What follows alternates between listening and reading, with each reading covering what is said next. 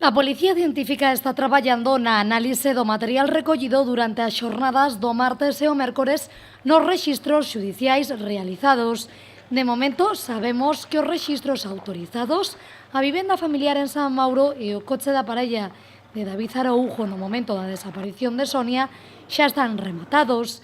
Agora queda por diante analizar o xa recollido. Sobre a mesa temos a reapertura xudicial do caso de Sonia Iglesias e a investigación policial por homicidio de Julio Araújo e do seu irmán David. Sobre este último non sabemos que cargos se lle imputan.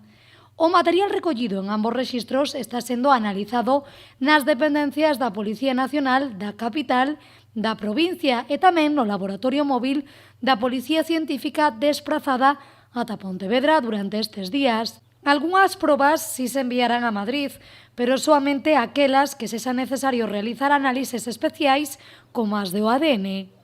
A policía traballará duro nesta análise, xa que os resultados destes estudos serán claves para presentar ante a xuíza instructora e que tome decisión sobre como seguir este procedemento. Unha causa que xa se reabriu meses atrás, a mediados do 2017, onde xa se realizaron varias dilixencias que non transcenderon. Ningunha destas vías de traballo deu resultado. Agora os responsables policiais deste caso confían en non atascarse e ter importantes avances en relación a estes rexistros. Nestes intres, a investigación policial está centrada na vivenda familiar de Julio Araújo e no cemiterio de San Mauro. Por certo, o investigado policialmente por homicidio, Julio Araújo, está ingresado dende o martes por un problema respiratorio.